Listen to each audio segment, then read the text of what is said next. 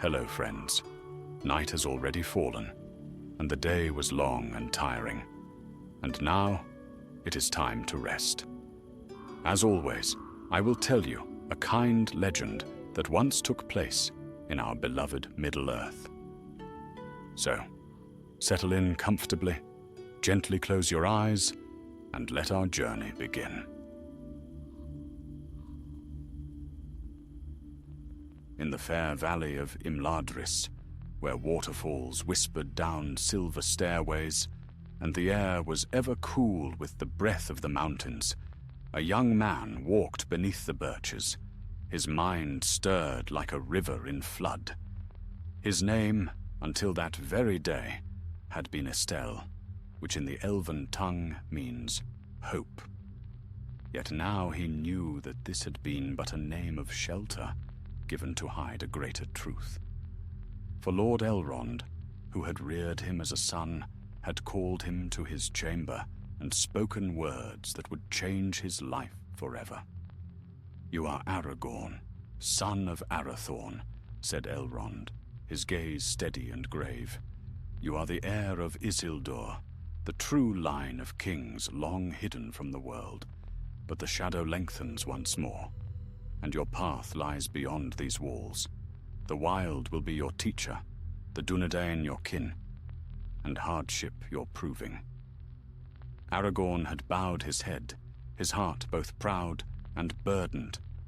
All his life he had dwelt among the elves, learning their tongues, their songs, and their arts of healing and lore.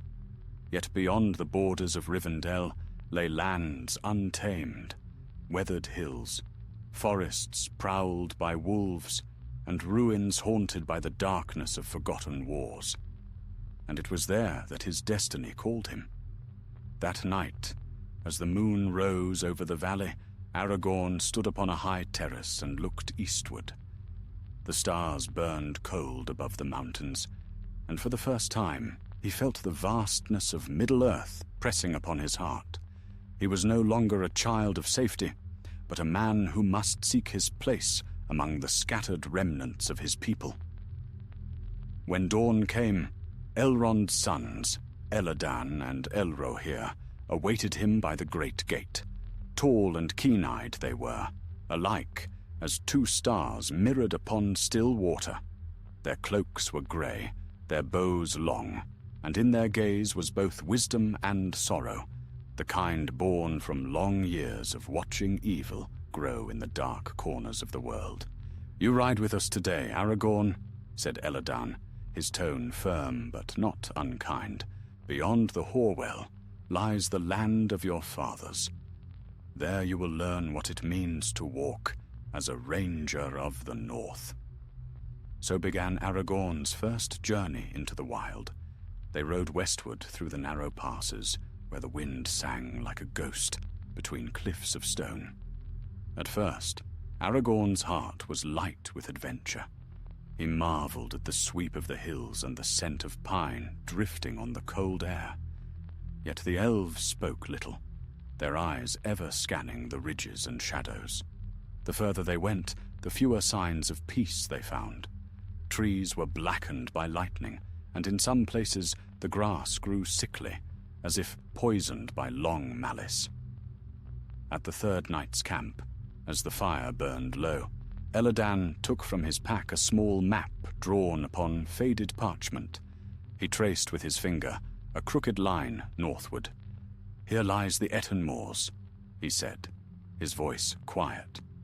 "A barren place, where orcs still prowl from the dark clefts of the mountains. It was once guarded by your people, the Dunedain, but few now keep watch there. You must see what remains, and learn what it means to hold the frontier." Aragorn nodded, though unease pricked at his thoughts. "How many Dunedain yet live?" he asked. "Few enough," said Elrohir. "But each is worth 10 in courage. They keep the land safe, though few remember their name. That is the burden you inherit." The words settled heavy in Aragorn's chest. He thought of his father, Arathorn, whom he had never known. slain by orc arrows when Aragorn was but a babe, and for the first time he wondered if he too would die, nameless in the wild, unseen and unremembered, defending lands that no longer knew his kin.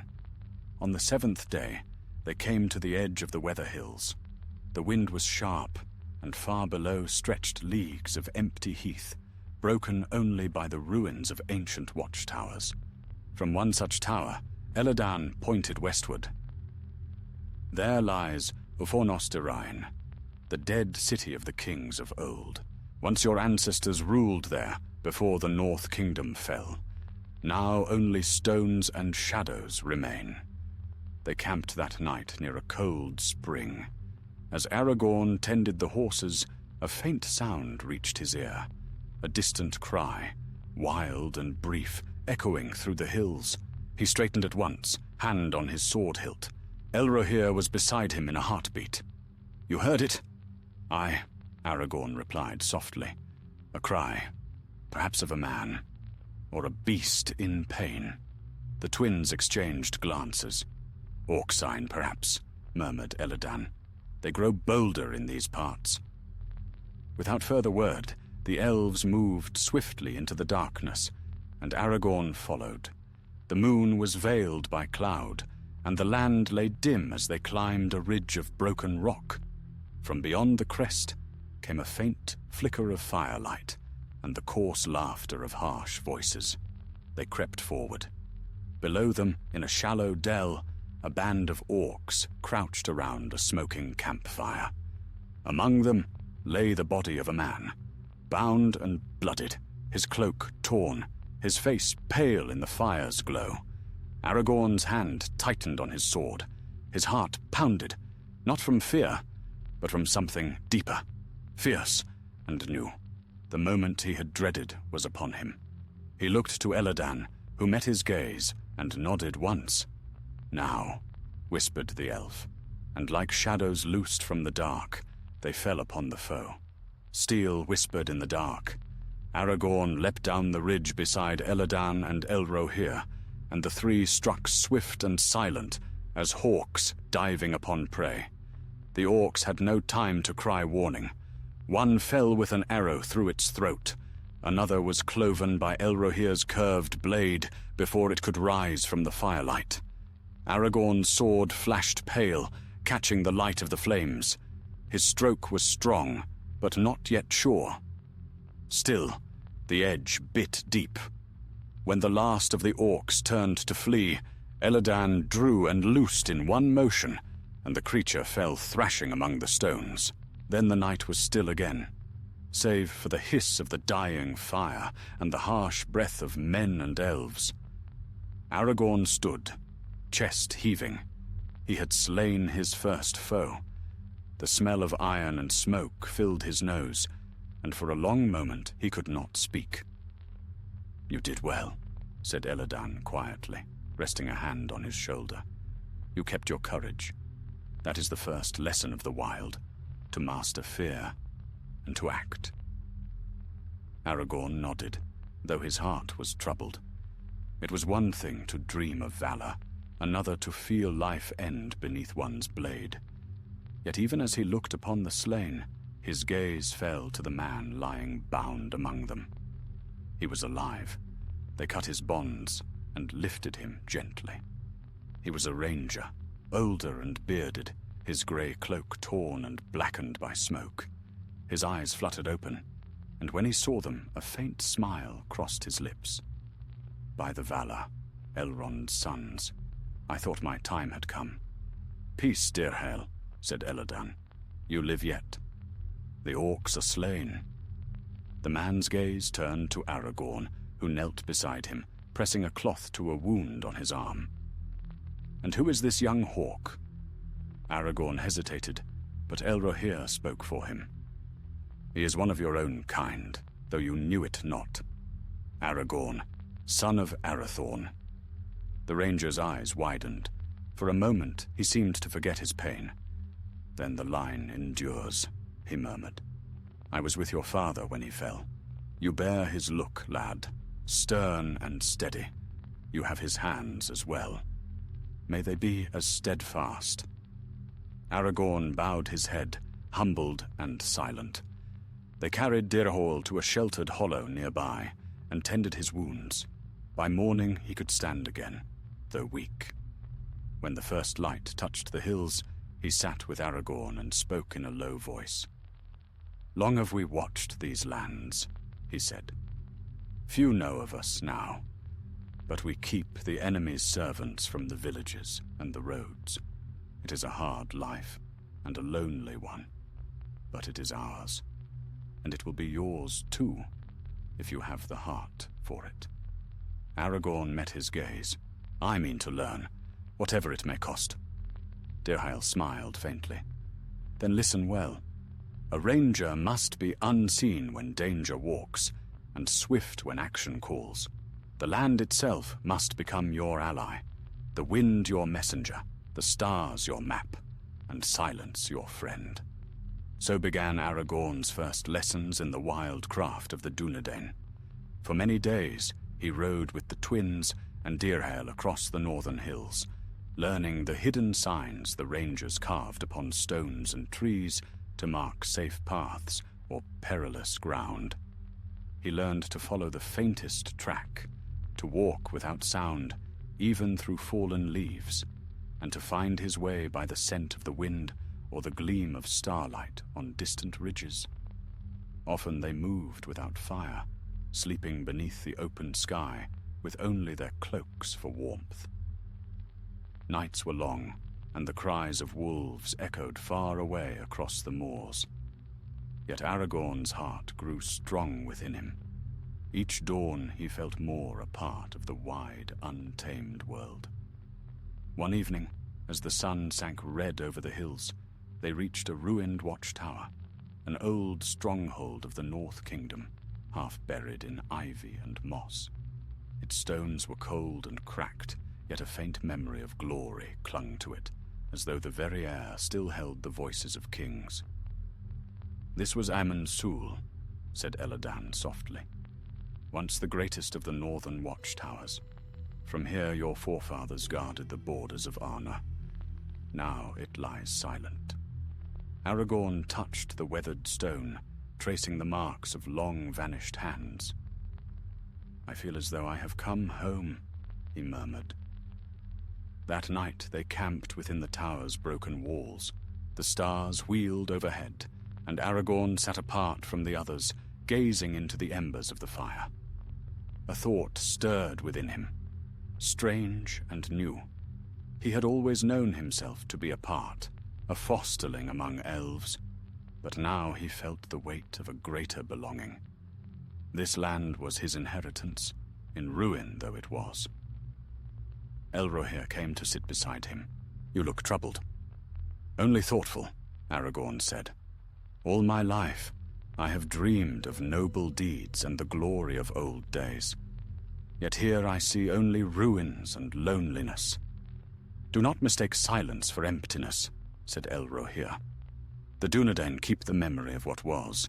Though the world forgets, we remember. And while memory endures, hope endures also." Aragorn was silent for a time.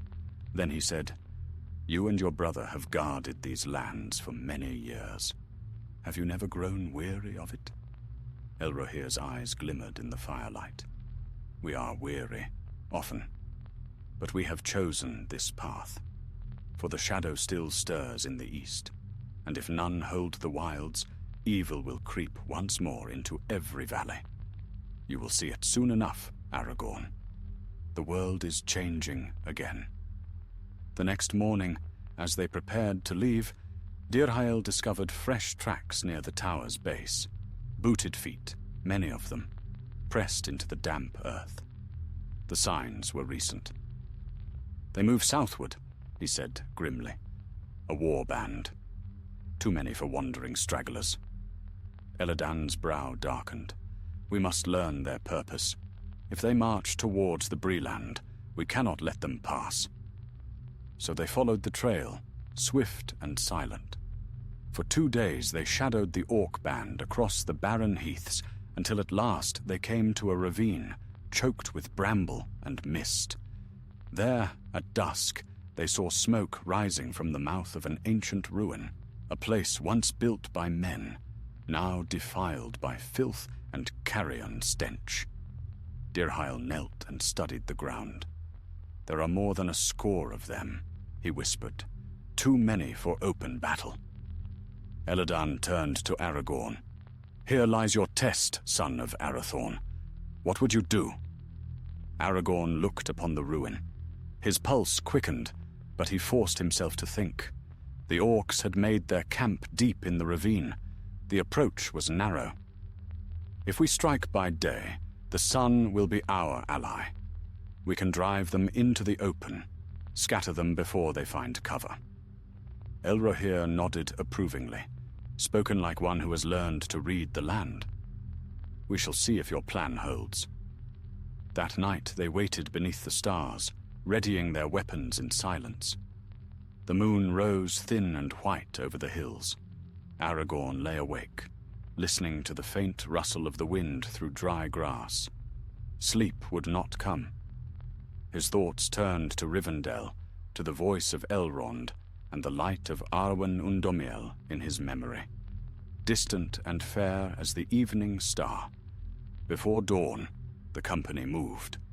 When the first pale light touched the rim of the ravine, they descended swiftly. Arrows sang, and cries of alarm burst from below. The orcs scrambled from their dens, blinking and snarling. Then Aragorn gave a shout and charged down the slope, sword flashing in the morning light. The battle of the ravine had begun. The morning broke cold and clear, yet the air quivered with the noise of battle. Aragorn's cry echoed off the stony walls as he led the charge into the ravine. The orcs, caught between sleep and terror, scrambled for their blades. Their leader, a hulking brute with a helm of black iron, bellowed orders, but confusion had already taken them. Arrows from Elladan and Elrohir fell among them like sleet from a storm, swift, sharp, and merciless. Aragorn waded into their midst, sword in hand, the light of dawn flashing along the edge. He moved as he had been taught, swift, steady, each stroke measured and sure. Yet this was no practice in Rivendell's gardens. The clash of metal, the stench of sweat and blood, the rough hands that clawed at him, these were the lessons of the wild. A spear darted toward him from the side. He turned it with the guard of his sword and struck back, cutting the weapon in two and driving his blade into the orc's chest. Another leapt upon him, snarling, and bore him to the ground. The creature's breath was hot and foul, its knife grazing his cheek. But before it could strike again, Dirhael's blade flashed, and the orc toppled, lifeless. "Up, lad!" cried the ranger, hauling Aragorn to his feet. "There's more yet to come." They fought shoulder to shoulder, the old warrior and the young heir. The orcs tried to rally, but the sunlight crept down into the ravine, burning their strength and filling them with dread. Seeing their fear, Aragorn called out in the tongue of his people, words of command that rose from some deep place within him. "For Arna, for the North." The Dunedain and the elves took up the cry, and their voices rang clear above the din. The orcs broke then, scattering into the thickets and rocks, hunted and cut down as they fled. When at last silence returned, the sun stood high above the hills, and the smoke of the ruin drifted thinly into the wind. Aragorn stood among the fallen, his sword red to the hilt. His body ached, his breath came hard, but within him burned a strange and solemn fire. He had fought not as a hidden heir, but as a ranger of the North. Elladan came to him and clasped his arm. "Your plan was sound, and your courage true. Few could have done better." Aragorn nodded, though he felt little pride. Around him lay the bodies of men and orcs alike. Dirhael knelt beside one fallen ranger, closing the man's eyes. He was of the Angle, he said softly. He had a wife and a child unborn. Such is the price of our watch. The words struck deep. Aragorn felt the weight of them settle upon his heart like iron. He knelt and helped cover the fallen with stones, for there was no time to dig graves. The wind rose, carrying away the last smoke of battle, and all stood silent in respect. When the cairns were raised, Elladan spoke. The land is safer now, but danger will return. Evil never sleeps long. You have seen, Aragorn, what it means to guard a people who do not even know your name. This is the way of the Dunedain. That night they camped on a high ridge overlooking the ravine. The stars were bright above them, and the air smelled of pine and earth.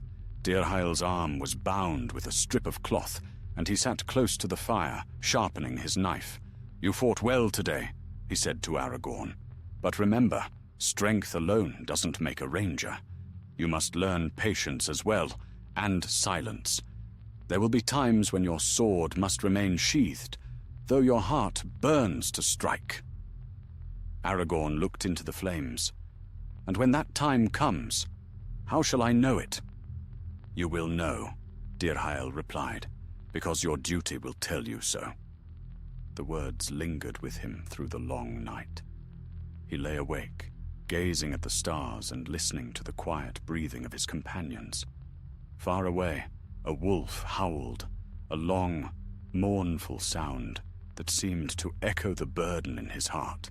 When morning came, they broke camp and turned eastward, for Elladan had word that a band of orcs had been seen near the Loudwater. The journey was long, and the land grew wilder. Rain fell for 3 days, turning the earth to mud and filling the rivers with cold, rushing water. Yet Aragorn didn't falter. He had learned to endure hunger and weariness, to find comfort in the company of his companions and the steady rhythm of the road. At last they came to a small glen, where a stream ran clear among birches. There they rested for a time. Elladan sat upon a stone, mending his bowstring, while Elrohir tended to the horses. Dirhael, ever restless, walked the perimeter, scanning the trees. Aragorn knelt by the stream, washing the grime from his hands. In the reflection of the water, he saw his face, no longer the smooth visage of youth, but one marked by hardship. His eyes seemed older, keener, and in them burned a quiet strength. He was no longer Estelle the fosterling. He was Aragorn, son of Arathorn. Yet even as he thought this, a shadow passed across the sun. Dirhael's voice came sharp from the edge of the glen. "Riders, to the south!" In a heartbeat, all were on their feet. Through the trees came a small company of horsemen, cloaked in grey, and bearing the star of the Dunedain upon their shoulders. At their head rode a tall man with dark hair streaked with silver. "Halbarad!" cried Dirhael with relief. "You come in good time!" The man dismounted and clasped Dirhael's arm. "We saw the smoke from your battle 2 days past. The orcs were fleeing northward in confusion. You did well to break them." His eyes turned then to Aragorn, and he studied him long. "And who is this? He bears the look of the kings of old."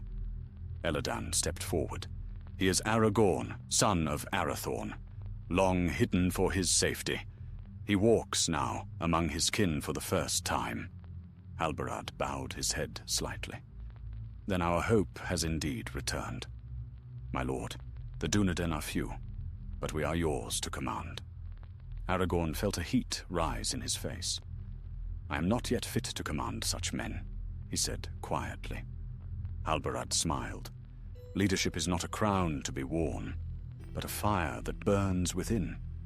You have already shown it, whether you know it or not." That evening, the rangers shared tales around the fire, of hidden battles fought in forgotten vales, of secret watchposts along the borders, of ancient oaths still kept though kingdoms had fallen. Aragorn listened long into the night, his heart stirred by their courage and quiet resolve. When all others slept, he rose, and walked alone to the edge of the glen. The moon hung bright above the dark trees, and the wind whispered through the leaves like a voice from ages past. He thought of his forefathers, of Isildur, whose pride had brought ruin, and of all the long years of exile since. He swore then, in the silence of that wild place, that he would not fail as they had. Whatever darkness awaited, he would walk steadfast beneath the stars, guarding the world, though none might ever know his name. And from that hour, the ranger's path was set. The next weeks passed beneath the changing skies of the north, as Aragorn rode among the rangers of his kin. The company, led by Halbarad, moved in silence through the wild, ever watchful for signs of the enemy. They spoke little, for speech carried far in the empty lands, but in the quiet of the nights, friendship grew between them. Aragorn learned more swiftly than any had expected. He could read the signs of beasts and men, sense when danger drew near, and find the surest paths through mire and shadow. Yet though his skill increased, so too did the weight in his heart. He saw now what his people endured, endless hardship for the safety of others who would never know their names. One evening, as twilight deepened, they came to a ruined village hidden in a fold of the hills. The stones were old, half buried by grass and time, but once it had been a place of laughter and firelight. Now only silence remained. "This was Tarmal, a Dunedain hold," said Halbarad, dismounting. "Long ago, before the plague and the wars, our kin lived here. Orcs came one winter from the Ettenmoors, and none survived, yet the land remembers." Aragorn walked among the fallen walls. A child's toy lay half buried in the dust, a small carved horse. He lifted it, brushing away the dirt, and felt a pang deep in his chest. "So much has been lost," he murmured. Halbarad nodded. "Aye, and much will yet be lost. But we guard what remains, for that is our duty." They camped within the ruins, keeping low fires. The night wind moaned softly through the broken stones, carrying the scent of the wild thyme that grew among them. As Aragorn sat by the embers, Dirhael came to him, limping slightly from an old wound. "You think of the past," the ranger said, lowering himself beside him. "I think of what might have been," Aragorn replied. "A kingdom, a people, a home, all gone into dust." Dirhael gazed at him with steady eyes. "Do not be deceived by ruin, lad. The strength of the Dunedain is not in stone, but in the heart. So long as one man keeps watch, the North still lives." Aragorn looked into the fire, and his thoughts turned to the words of Elrond, that one day the shadow would rise again, and he must be ready. "Then I will keep that watch," he said softly. The next dawn broke pale and cold. As they prepared to leave Tarmal, Halbarad raised his hand for silence. "Something stirs to the east," he murmured. "The birds are silent, and the wind bears ill scent." They moved quickly, mounting their horses and setting out along the ridge. By noon, they came upon a narrow defile where the rocks were dark with shadow. The air there was thick and heavy, and even the horses shied. Aragorn dismounted, crouching low to study the ground. Tracks, many of them, crossed the stony path, booted feet, broad and deep, and among them, a single print, heavier than the rest, the heel sunk deep, as though the creature who made it carried great weight. "Orcs again?" asked Elrohir, bending beside him. "No," said Aragorn quietly. "Something larger, something fouler." Halbarad's expression hardened. "A troll, perhaps. There are still a few that wander down from the mountains when food is scarce." At that, Dirhael swore softly. If such a beast has joined with orcs, it bodes ill. We cannot let them roam free." So they tracked the prince northward for 2 days, through ravine and moor. The air grew colder, and the ground more broken. On the 3rd evening, as mist gathered among the hollows, they found what they sought. A low cave opened beneath an outcrop of stone, half hidden by bramble and thorn. Smoke drifted faintly from within, and the ground was strewn with bones. "We cannot face a troll in the dark," said Elladan. "At dawn, we strike." That night, they kept no fire. The company waited in silence, blades ready, the stars veiled by cloud. Aragorn could not sleep. He sat awake, listening to the slow breathing of the land. A sense of foreboding crept upon him, cold and weighty as fog. When the first grey of morning touched the east, Halbarad rose and gave the signal. They crept toward the cave. The silence was thick, too thick. Even the birds were gone. Then, without warning, a roar split the air. The ground shook as the troll burst from the cave, its hide grey as stone, its eyes burning yellow. In its hand was a club as thick as a man's body. Orcs poured out after it, snarling and howling. "Hold the line!" shouted Halbarad. The rangers loosed arrows, but the shafts glanced off the troll's tough hide. It swung its club, shattering stone and earth. Elrohir darted aside, drawing the creature's eye, while Aragorn and Dirhael closed from the flanks. Aragorn leapt upon a rock, striking high at the beast's shoulder. His sword bit, but shallowly. The troll roared, turning on him in fury. The club swung down, splintering the rock where he had stood an instant before. He rolled clear, dust filling his lungs, and rose to strike again. The battle raged in chaos. Arrows flew, steel rang, and the air was thick with dust and the stench of blood. The troll caught Dirhael's shield in its grasp and flung it aside, sending the man sprawling. Seeing it raise its weapon for the killing blow, Aragorn acted without thought. He dashed forward, shouting, and drove his blade deep into the troll's knee. The beast bellowed and fell to one side, crashing down in rage.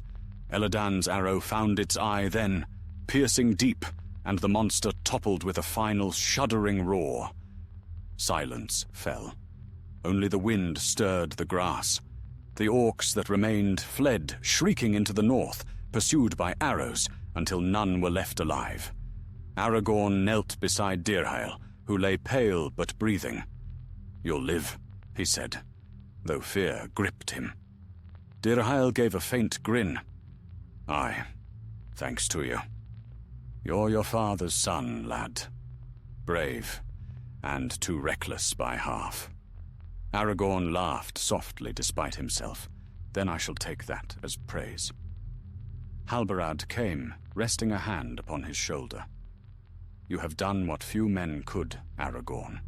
You faced fear and conquered it. The wild has no better teacher." The sun broke through the clouds then, lighting the hills in gold.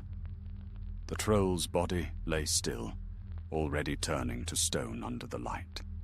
Aragorn looked upon it, and thought how easily flesh turns to memory, and how swiftly deeds become legend. That night, as they tended to their wounds and rested beneath the stars, Elladan spoke quietly to him.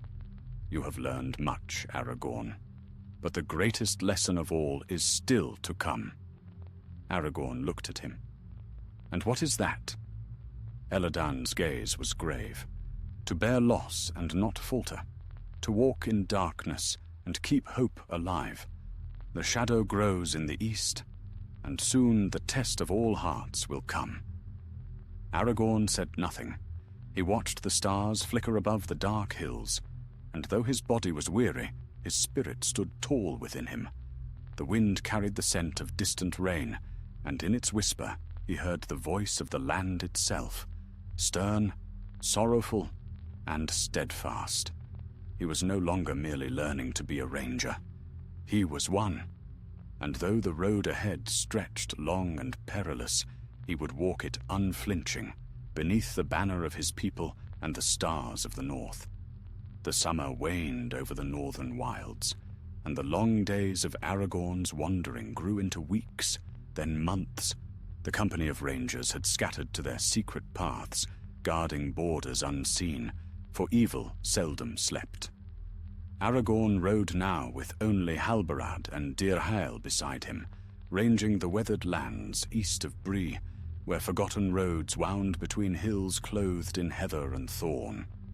The air was sharp, scented with pine and stone, and the nights grew colder. It was a lonely country, but Aragorn had grown to love it. The sighing of the wind through tall grass, the gleam of stars unclouded by smoke, and the stillness of dawn before the world awoke. He felt the land beneath his boots as if it were alive, whispering tales of kings and battles long buried. And within him stirred the quiet strength of the Dunedain, patient, watchful, enduring. They came one evening to the borders of the Chetwood, a dense forest near the Bree land. Smoke from distant hearths drifted faintly on the air. Halbarad halted upon a rise, gazing toward the west. "There lies Bree," he said. And beyond it, the east road, trod by merchants and wanderers who know nothing of the shadows that walk near their doors. Dirhael nodded grimly. "We keep them safe, though they will never know our names. Such is our way." Aragorn looked upon the distant lights of Bree with quiet wonder. "I have lived all my life among elves and rangers," he said. "But there dwell the common folk of men. How strange it seems that they live in peace while darkness grows beyond their borders." Halbarad smiled faintly. "Peace is a gift few understand, yet it is the reason we fight." They rode on as night fell, following the forest edge. The moon rose pale above the trees, and owls called softly from the dark. All seemed calm, until Dirhael's hand shot up. "Listen," Aragorn stilled. From the forest came faint cries, human voices, fearful and near. Then a shout, and the clash of steel. Without a word, the three spurred their horses forward. They burst through the undergrowth into a narrow glade. There, surrounded by a pack of orcs, was a small caravan of traders. 2 wagons overturned, horses screaming, men fighting desperately to defend their families. The orcs, a half score at least, were closing in. "Forward!" cried Halbarad, and the rangers charged. Arrows flew. Aragorn loosed from horseback, striking down the nearest foe, then leapt to the ground, sword in hand. The battle was fierce but swift. Halbarad's blade flashed like silver flame, and Dirhael fought with grim precision. Aragorn met 2 orcs at once, parrying their blows in a blur of motion. Pain lanced his arm as one blade grazed him, but he struck back, driving his sword through the creature's heart. When the last orc fell, silence settled, save for the sobs of the rescued. A woman clung to her child by the wrecked wagon, her face streaked with soot and tears. A grey-bearded man stepped forward, trembling. Who are you?" "Travelers," said Halbarad simply. "You are safe now. But this road is perilous. Do not linger." The man bowed low. "You have our thanks, though we cannot repay you." Halbarad shook his head. "You owe us nothing. Only remember, there are still those who guard these lands, though unseen." Aragorn helped them gather what they could, and right one of the wagons. Before dawn, the traders set out again toward Bree, bearing with them tales of grey-cloaked riders who came like ghosts out of the night to deliver them. When they were gone, Dirhael turned to Aragorn, smiling beneath his weathered beard. "You see now the purpose of our watch. We fight not for glory or thanks, but for moments such as this, when the innocent are spared." Aragorn said nothing, but his heart was full. He looked eastward, where the shadows deepened among the trees. "It seems to me," he said softly, that the true strength of the Dunedain lies not in sword or bow, but in the will to protect what others forget. Halbarad nodded. And that is the strength of kingship, too. They camped that night beneath the eaves of the forest. Aragorn sat wakeful while the others slept, listening to the wind rustling the leaves. His wound throbbed faintly, but he did not mind. The memory of the rescued caravan stayed with him, a reminder that even small deeds could hold great weight. At dawn they rode north, following an old hunting trail. The land rose steadily until they came upon a broad upland swept by cold wind. From there, the world stretched vast before them. The weather hills to the west, the misty mountains faint in the east. A sense of both solitude and belonging filled Aragorn's heart. They found an abandoned watchtower on a rocky spur and made it their shelter. For several days they kept vigil there, watching the roads below. The nights were long and silent. Once, on the third evening, Aragorn saw movement far off, a flicker of dark forms against the fading light. He called Halbarad to his side. "Orcs again," Halbarad said grimly. "A small band, but bold enough to walk by twilight. We cannot allow them to reach the Shire." They descended swiftly and pursued the orcs across the barren moors. It was a hard chase, for the creatures were cunning and swift. But the rangers knew the land better. At last they caught them near the banks of a narrow stream. There was no battle this time. The orcs fled into the dark, hunted down one by one. When it was over, the three rested beside the stream. Halbarad washed his blade and said, "Word will go to the chieftain of the Shire Wardens that the North Road is clear again. They will never know who struck the blow, but they will sleep in peace tonight." "And that," Dirhael said, "is enough." Aragorn gazed at the water. The current ran swift, carrying away leaves and foam. "Strange," he said quietly. "Each life we save, each battle we fight, it is but a drop against the tide. Yet still, we fight." Halbarad looked at him with steady eyes. "Because to yield even one drop is to let the shadow grow. Remember that, Aragorn. That is what it means to be a ranger. And one day, it will mean to be a king." They fell silent, and the sound of the water filled the stillness. The sun dipped behind the hills, casting long shadows across the land. That night, as the stars blazed cold and bright above, Aragorn stood watch alone upon the ridge. His cloak stirred in the wind, and his eyes were fixed upon the east, where dark clouds gathered over distant mountains. He felt the weight of his destiny pressing upon him, not as a crown, but as a duty, a calling that bound him to the land and its people. He thought of Rivendell, of Elrond's words, and of Arwen's distant light. A smile touched his lips, though his heart ached. "I am no king," he whispered to the wind. "Not yet. But I will be the keeper of this realm, so long as breath remains in me." The stars shone brighter then, as if in answer.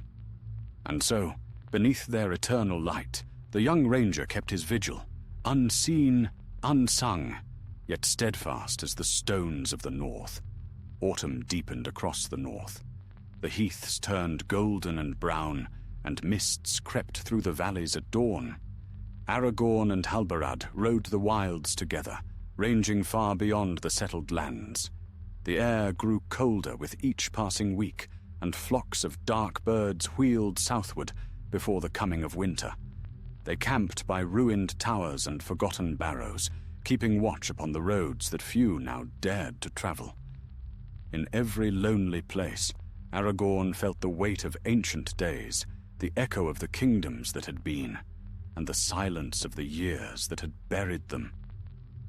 Yet amidst that desolation, he found peace, for he had learned to read the language of the wild, the murmur of streams, the whisper of wind through long grass, the quiet tread of unseen beasts in the night.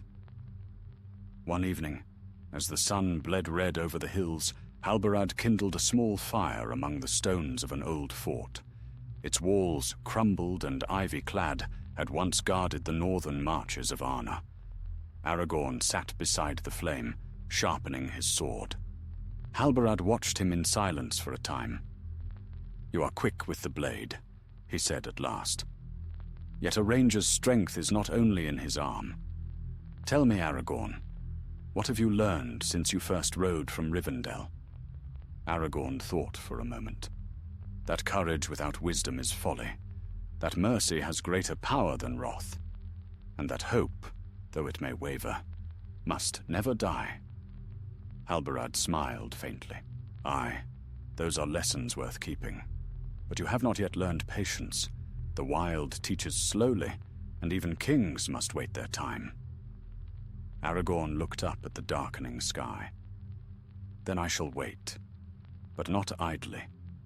The shadow grows, and we cannot sleep while it gathers." Halbarad nodded, his eyes grave. "You speak as a leader should. Yet mark me, the strength to rule lies not in command, but in the will to serve. Remember that when your hour comes." The fire burned low, and the two sat in silence. Far off, a wolf howled, and its cry echoed through the empty hills. The next day dawned cold and still. Frost silvered the grass, and the breath of the horses rose like smoke in the chill air. They broke camp before sunrise, following an old trail that led eastward toward the Angle, the narrow land between the Horwell and Loudwater, where the Dunedain kept secret homesteads. By midday they reached a ridge overlooking the river. The land below was fair, with groves of birch and oak turned golden by autumn's hand. Smoke rose from hidden hearths among the trees. "There," said Halbarad softly, "our people dwell, though few know it. They till the soil and raise their children in quiet, while we guard the borders unseen. You should meet them, Aragorn. It is time you knew the faces of those for whom you fight." So they rode down to the hidden valley. Word of their coming spread swiftly, and before long, men and women gathered to greet them. They bowed low before Halbarad, but when he named Aragorn, a hush fell over the crowd. "Is it true?" whispered one of the elders. "Isildur's heir walks among us again?" Halbarad nodded. "Aye, and he bears the name Aragorn, son of Arathorn." Then a murmur rose, of wonder, of hope long buried yet not forgotten. An old woman came forward, her eyes bright with tears. "Your father fought bravely," she said. "My husband rode with him on the last hunt. He fell, but your name, my lord, will live where his ended." Aragorn bowed his head. "It is I who should honor him," he said gently. That night they feasted in a great timber hall, plain but strong. The smell of wood smoke and roasted meat filled the air, and laughter rang once more through the longhouse of the Dunedain. Children crept shyly close to see the tall stranger in the grey cloak, and Aragorn spoke kindly to them, telling tales of elves and starlit lands beyond the mountains. When the meal was done, Halbarad rose and raised his cup. "To the heir of Isildur," he said, "who walks the wilds as one of us, and whose coming brings hope to the north." A cheer went up, but Aragorn stood, shaking his head. "Not yet, my friends. I am no lord, but a ranger among rangers. I have come not to command, but to learn. Until I am worthy, keep your hope for deeds yet to come." At that, the hall fell silent for a moment, and then Halbarad smiled. "Spoken as a true leader should. The blood of kings runs deep, Aragorn, but it is your humility that marks you as their rightful heir." Later, when the hall was quiet and the fire burned low, Aragorn slipped outside. The night was cold, the stars sharp as silver. He walked down to the river, where the moon's reflection rippled upon the water. Dirhael found him there. "You seem troubled, lad," he said, leaning upon his staff. Aragorn did not turn. I wonder if I shall ever be worthy of what they believe me to be. The name I bear is heavy. I have seen the cost of failure written in the ruins of the north. Dirhael chuckled softly. All men doubt, even the wise. Your father did, and so did his before him. Yet they stood their ground. The test of a man is not whether he fears, but whether he goes on despite it. Aragorn smiled faintly. You speak like one who has faced many tests. I have, said Dirhael, and failed some of them. But I lived to learn. That, too, is victory. For a time they stood in silence, listening to the murmur of the river. Then Dirhael laid a hand upon his shoulder. Sleep now. Tomorrow we ride again. There are whispers of movement near the weather hills. Strange lights and shapes by night. We must see what stirs. And so, when dawn came pale over the valley, they took leave of the angle. The folk gathered to bid them farewell, blessing them as they rode. Aragorn looked back once, seeing the smoke of the homesteads rise against the morning sky. It seemed to him that he carried those hearts with him, the quiet courage of a people who endured in silence. By the second night they had reached the western downs. The wind howled over the open moors, and clouds gathered low and dark. They found shelter among the ruins of an old watchtower. Its stones were cracked, its roof fallen, yet it still held against the storm. They made a small fire and huddled near it. Outside, the wind roared like the sea, and rain swept against the stones. Halbarad spoke low. These are wild nights, Aragorn. The air feels strange, as if something dark moves in the north. Aragorn nodded. I have felt it too. The land itself seems uneasy. They slept little, and before dawn the storm broke. Lightning split the sky, and thunder rolled through the hills. When the first light came, they saw new tracks in the softened earth, broad and deep, like those of heavy boots. Dirhael bent low, frowning. Not orcs, he said. Men. But not our kind. Halbarad's eyes darkened. Then we are not alone in these hills. Keep your swords ready. As they followed the trail into the mist, Aragorn felt the wind shift cold against his face. The air was heavy with foreboding. Something hunted in the north. And though he did not yet know its name, Aragorn felt that this would be his greatest trial since he first took the road. Grey dawn crept across the moors like a ghostly tide, and a chill mist wound between the hills. Aragorn, Halbarad, and Dirhael moved swiftly and in silence, following the trail that the storm had revealed. The prince led northward, towards the weather hills, and with every mile the air grew colder, the silence heavier. They came by noon to a hollow between two ridges where the mist lay thick as smoke. The tracks turned there, mingling with others, many others. Halbarad crouched, brushing away the damp leaves with his hand.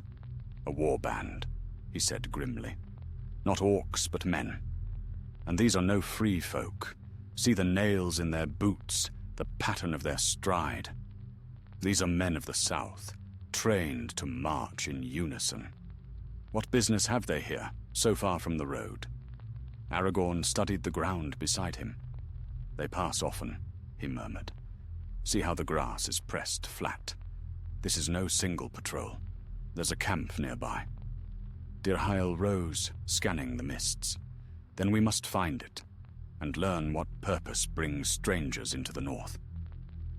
They moved carefully, keeping to the shadows, until at last they reached the crest of a ridge. Below them, in a shallow vale, stood a ring of tents and dark figures moving among them. Even through the haze, Aragorn saw the black banner that fluttered from a pole, a white hand emblazoned upon it. Halbarad's face hardened. That mark. It is no sigil of the Dunedain. It stinks of sorcery. Aragorn's eyes narrowed. Then the shadow creeps north indeed. These men serve not the free peoples. For hours they watched from hiding, counting numbers and noting movements. The men below were grim and silent, their armor blackened, their speech harsh and strange. Among them moved two taller figures cloaked in grey, whose faces were hidden. One bore a staff of dark wood. At dusk, the mist deepened, and the wind turned cold. The campfires below flickered dimly through the fog. Aragorn turned to Halbarad. "We must learn their purpose. If they are allies of the enemy, we cannot let them pass unchecked." Halbarad nodded. "I will go with you. Dirhael, guard the horses, and be ready to ride if we fail to return by dawn." Dirhael's eyes were grave. "Do not linger longer than need demands. Shadows are thick tonight." So Aragorn and Halbarad slipped down into the valley like hunters stalking prey. The fog cloaked them as they crept close to the outer ring of tents. Voices murmured within, a tongue neither of Gondor nor of any land they knew. They reached the largest tent and paused. Faint light glowed through the canvas. Aragorn drew his knife and carefully cut a small slit. Through it, he saw the two cloaked figures standing before a table strewn with maps. One pointed northward, toward the lands of the Angle. "There lies the refuge of the Dunedain," said a cold voice. "Their guard is thin, their watch scattered. When the snows fall, we strike. The north shall burn as it did in the days of old." A second voice, softer but filled with malice, replied, "Our master grows impatient. He stirs from the east, and soon all the kingdoms of men shall bend the knee. These rangers are but remnants, ghosts clinging to a dead age. We shall sweep them away like leaves before the storm." Aragorn's hand tightened upon the hilt of his knife. His heart burned with anger, but he held still. To strike now would be folly. They must learn more, and live to bring warning. Then, suddenly, one of the cloaked men turned his head sharply. "Did you hear that?" Aragorn froze. Halbarad's hand gripped his arm, urging retreat. But it was too late. The flap of the tent was thrown wide, and torchlight spilled into the mist. "Spies!" shouted a harsh voice. The camp erupted into chaos. Swords flashed, and the sound of horns rang out. Aragorn and Halbarad fled into the fog, pursued by shouts and the pounding of boots. Arrows hissed past them, striking sparks from the stones. "Eastward," Halbarad called. "Toward the ridge." They ran, swift as deer, the mist swirling around them. Behind came the clamor of pursuit. At the foot of the ridge, Halbarad stumbled, struck by an arrow that grazed his shoulder. Aragorn caught him before he fell, dragging him onward. They scrambled up the slope, stones sliding beneath their feet. As they reached the crest, Aragorn turned, loosed an arrow of his own, and saw one of the dark men fall. Then they were over and gone, vanishing into the wild beyond. By the time they reached Dirhael, the night had grown deep. Halbarad's wound was bound quickly, and they rode hard until dawn, not daring to rest. Only when the sun rose red behind them did they halt among a stand of fir trees. Halbarad sat upon a rock, pale but resolute. They were no common soldiers, he said. There was power in their speech, and darkness in their eyes. "Aye," said Aragorn grimly. And worse, one spoke of a master in the east. Perhaps these are servants of the same shadow that stirs in Mordor. Dirhael frowned. Then war is coming, though the world yet sleeps. Aragorn looked eastward, where the pale mists still clung to the hills. "We must warn our kin. The Dunedain must be gathered again, for the north is no longer safe." They rode without rest to the Angle, carrying their tidings. When they arrived, the people gathered in silence to hear them. The faces of the rangers were grim, but their eyes burned with quiet fire. Halbarad spoke first, his voice carrying through the hall. Enemies march in secret beneath strange banners. Their purpose is the ruin of our folk. We must stand together or be swept away. Aragorn rose then, and all fell silent. Long have we guarded the north unseen, he said, his voice steady and clear. Now the shadow rises once more. But we are not yet broken. The blood of Númenor still flows in our veins, and we shall not yield this land to darkness. From this day, we ride as one, rangers of the north, bound by oath to defend the free peoples. A murmur of assent spread through the hall. Then Halbarad stepped forward, drawing his sword, and knelt before him. Then I will follow you, Aragorn, son of Arathorn, wherever your road leads. One by one, the other rangers knelt also, their blades gleaming in the firelight. We are with you, they said. Our lives are yours to command. Aragorn's heart swelled with both pride and sorrow. Rise, my brothers, he said. You owe me no fealty. Let our bond be one of fellowship, not of rank. I am but the first among you, and together we shall keep the watch. That night, as the wind sighed through the trees outside the hall, Aragorn stood alone before the fire. The flames cast long shadows upon the walls, and in their dance he saw the faces of those who had come before, his father, his forefathers, the kings of lost Arna. Soon, he whispered, the shadow will fall on all lands, but the flame of the west is not yet quenched. While I draw breath, it shall burn. He turned then, and the firelight glinted in his eyes like starlight on steel. The ranger who had been a boy in Rivendell now stood tall and grim, a leader among men. Far to the east, unseen beyond mountains and shadow, another fire stirred, a red and cruel light that promised war, and thus the long watch of Aragorn truly began. Winter came early to the north that year. Frost hardened the ground, and the rivers ran sluggish beneath thin skins of ice. A stillness settled over the hills, as though the land itself waited for something yet unseen. In the angle, the Dunedain prepared for the lean months, stocking stores, mending gear, and keeping long watches through the lengthening nights. Aragorn spent many days upon the borders, patrolling with Halbarad and the younger rangers. The wild seemed quiet, but beneath its calm lay unease. Tracks of wolves appeared where none had been seen for years, and dark wings passed across the stars at night. More than once, they found the carcasses of deer torn and left uneaten, as if slain for sport by some cruel thing. It is the work of the shadow, Halbarad said, as they stood above a ravaged glade. Evil stirs the beasts, even when no army marches. The land feels it before we do.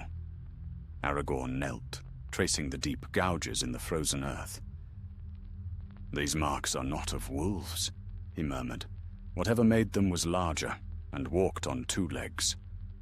Halbarad looked to him sharply. Trolls again? Perhaps, Aragorn said. Or worse.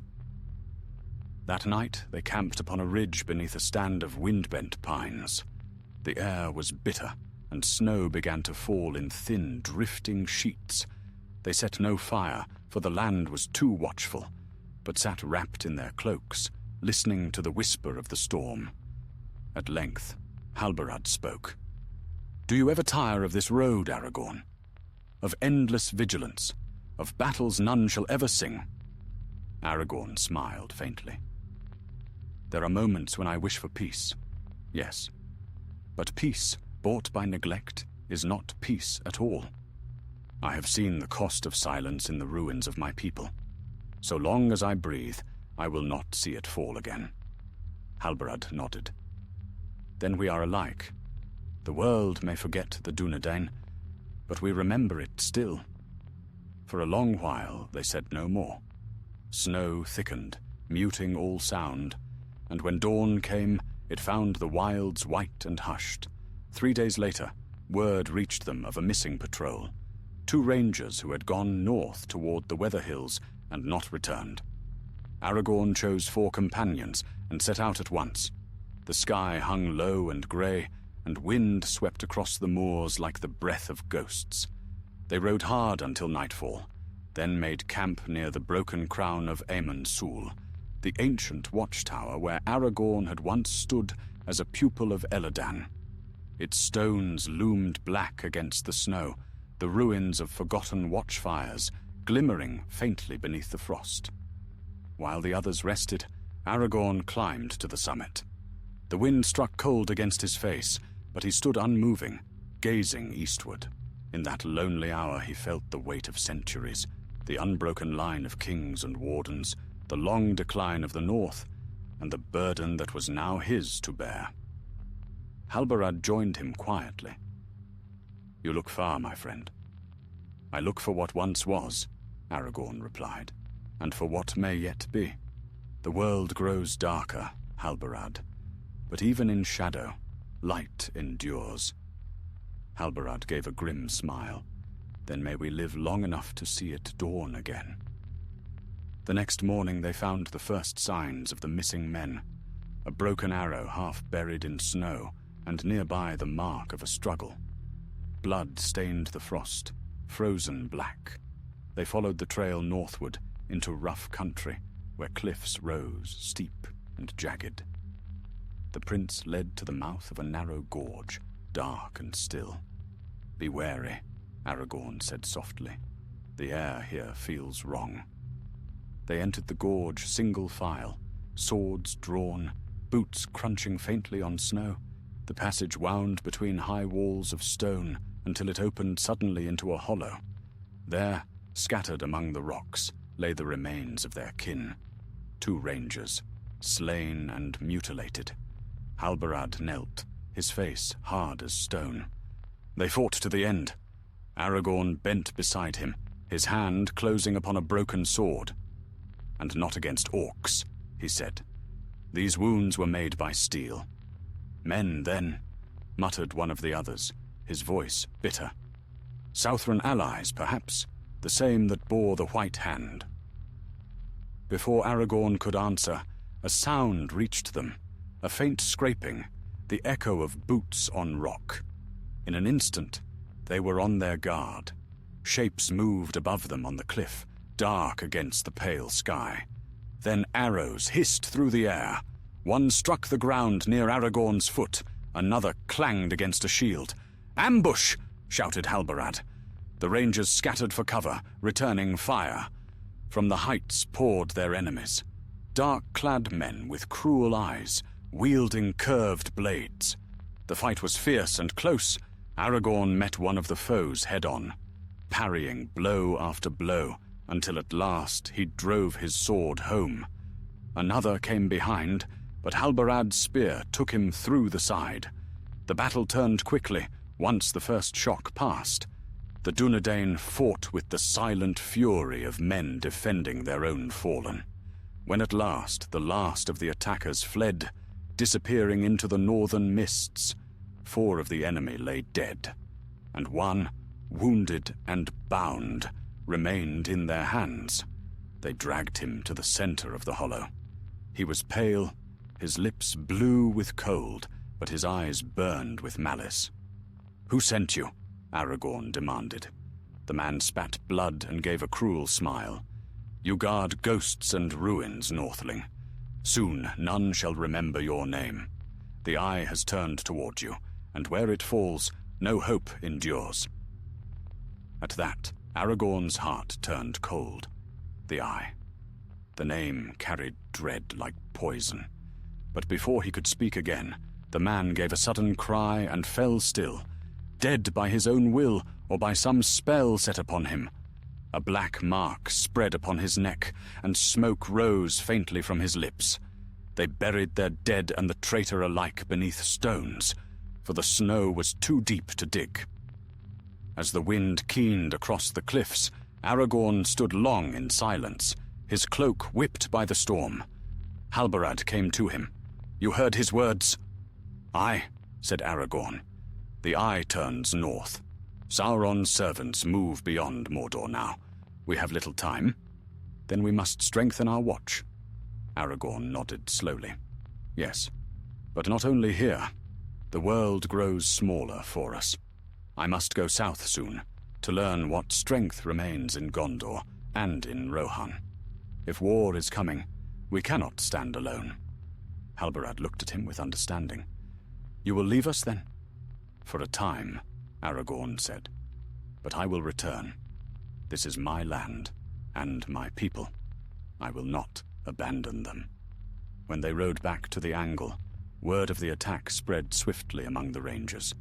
There was fear, but no despair, for they saw in Aragorn's eyes a fire that had not been there before, the fire of resolve, tempered by loss. That night, as the wind howled through the trees, Aragorn stood before the hearth in the great hall. The faces of the Dunedain shone in the firelight, worn, weary, yet unbroken. "The shadow rises," he said, "but so does our strength. Let the enemy come. He shall find us ready."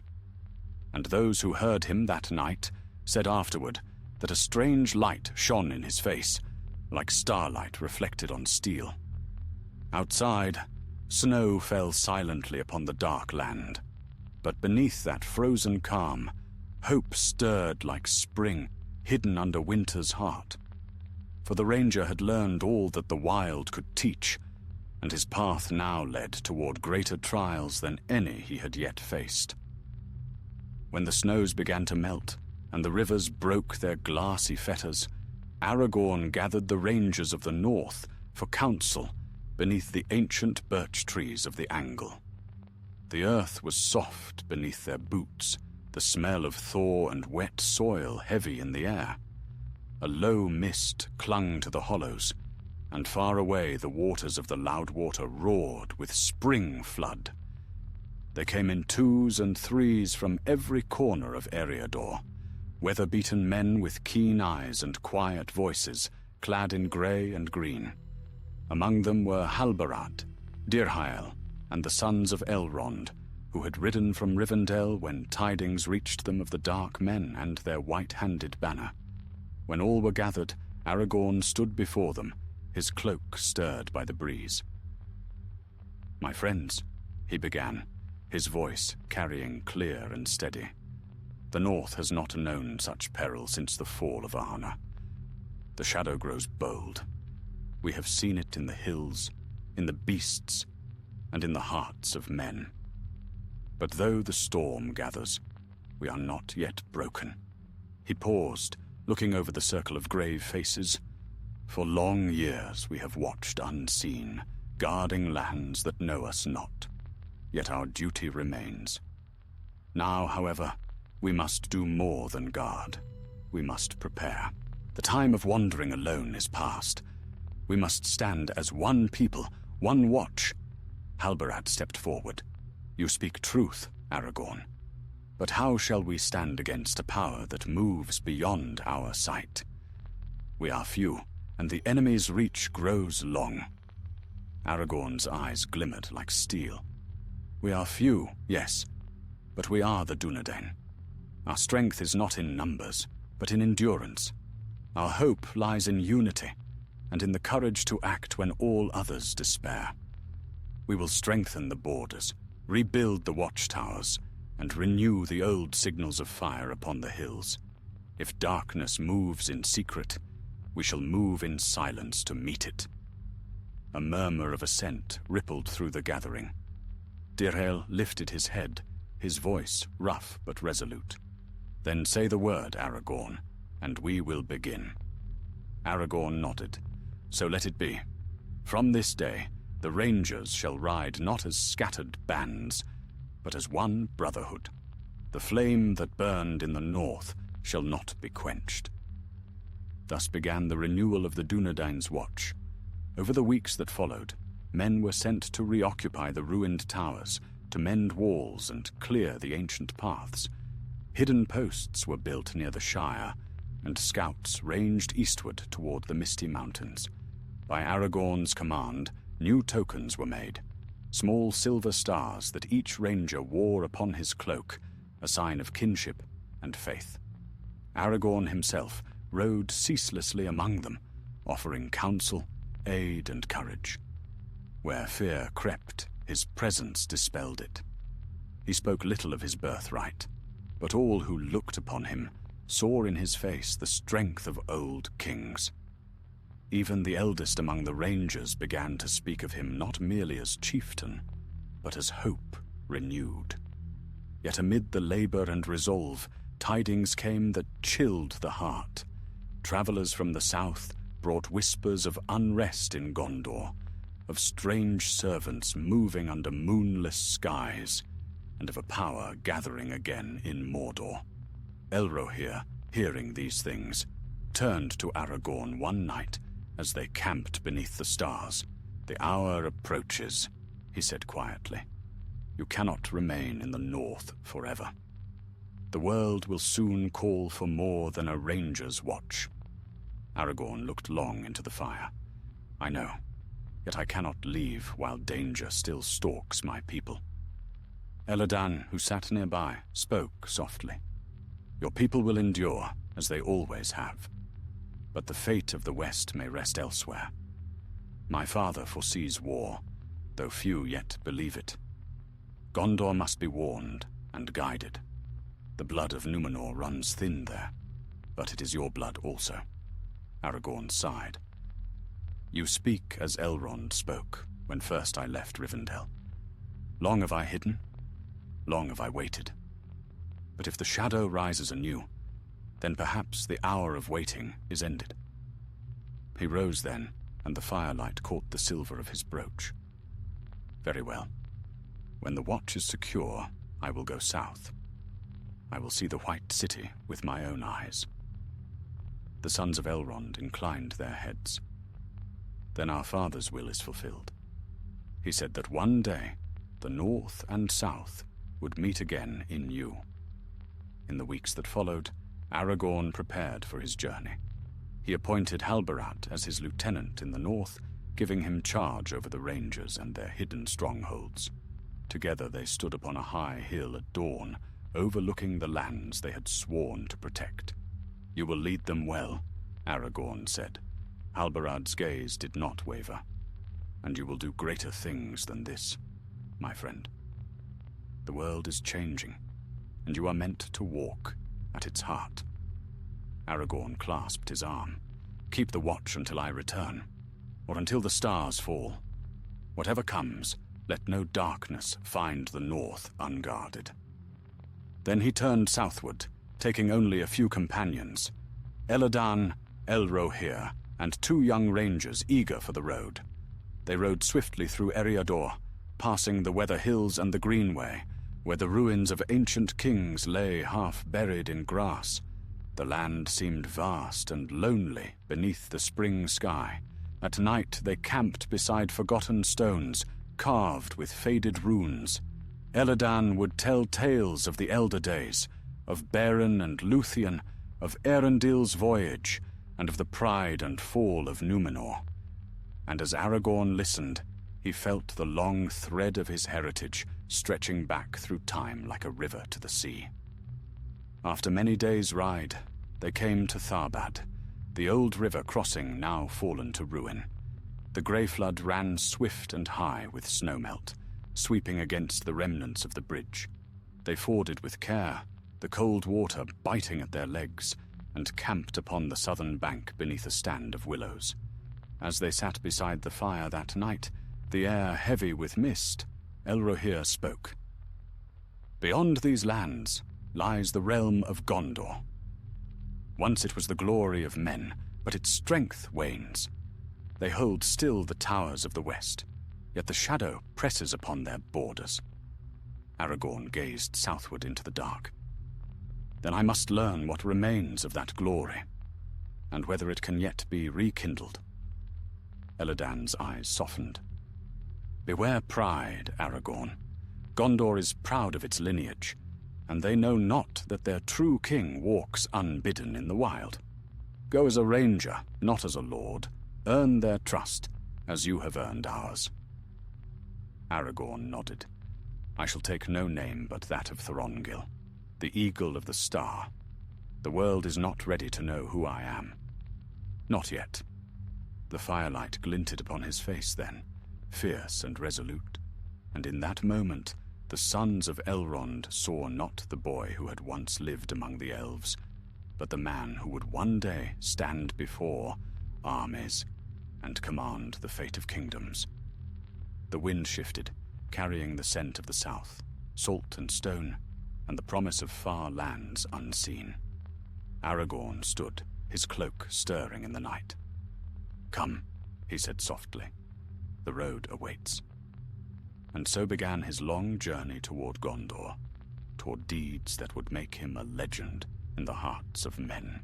But in the north, the stars burned bright above the hills, and Halbarad kept the watch as he had sworn, knowing that one day the ranger who had learned his craft in the wild would return, not as a pupil, nor as a wanderer, but as the king who was promised.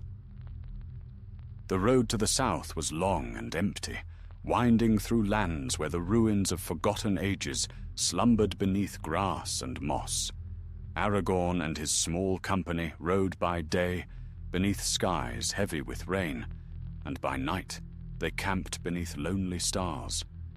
The world seemed vast before them, endless leagues of moor and fen and forest, and the air bore a stillness that was both fair and sorrowful. For many weeks they saw no man, save a few wandering traders who crossed their path with wary eyes. Yet even these few spoke of unease in the south, of dark tidings out of Mordor, of ships seen upon the coasts, and of strange riders moving by night upon the plains of Rohan. As they journeyed, Aragorn's heart grew ever heavier, for he knew that the shadow he had hunted in the north now reached far beyond it. Often he would ride apart from the others, lost in thought. Elladan watched him from a distance, saying nothing. At length they came to the borders of Rohan, the Riddermark, land of horse lords. There the wind blew keen from the plains, and wide seas of grass rolled beneath the sun. Aragorn marveled at the sight, for it was a land unlike the north, open, golden, and proud. They rode south along the Entwash for several days before they were halted by a company of riders, swift and stern. Their leader bore a spear tipped with silver and demanded their names. "I am Thorongil, a traveler from the north," Aragorn said, bowing low. "These are my companions, bound for the service of Gondor, if such service may yet be found." The rider studied him for a moment, then inclined his head. "I am Ecthelion, captain of the Westfold. The road to Gondor lies open, but few take it now save messengers and men of war. What seek you there, stranger?" "Only to serve against the enemy," Aragorn answered. "For I have seen his shadow, and would not be idle while it spreads." The captain looked upon him long, as if weighing his heart. Then he said, "So be it, Thorongil. You ride with honor. I will send word ahead that a northern wanderer comes, for Denethor, son of Ecthelion the steward, mistrusts strangers. Yet his father is a wiser man." Aragorn bowed again. "Then may fortune favor your house." The riders departed, and the company pressed on. The plains gave way to rolling hills, and beyond them rose the Efelduoth, black against the sky. At last, after many days, they came within sight of the White Mountains, and in their shadow stood the city of stone, Minas Tirith, the Tower of Guard. Even from afar it seemed a vision of majesty, white walls gleaming in the sunlight, tier upon tier climbing the mountain's flank, crowned by the citadel that shone like silver. Aragorn reined his horse and gazed long upon it. "Behold the city of kings," he murmured. "Once the heart of the West. Now a bastion in twilight." They entered by the great gate at dusk, The guards, seeing their northern cloaks and weapons, led them swiftly to the steward's house. Ecthelion, steward of Gondor, received them in the great hall, a man of noble bearing, grey-haired but keen-eyed. "Welcome, strangers," he said. "Few come to Gondor from the north in these days, save tidings of ill. What service do you offer?" Aragorn bowed deeply. "Only my sword, Lord, and my loyalty. I am Thorongil, a wanderer of the north.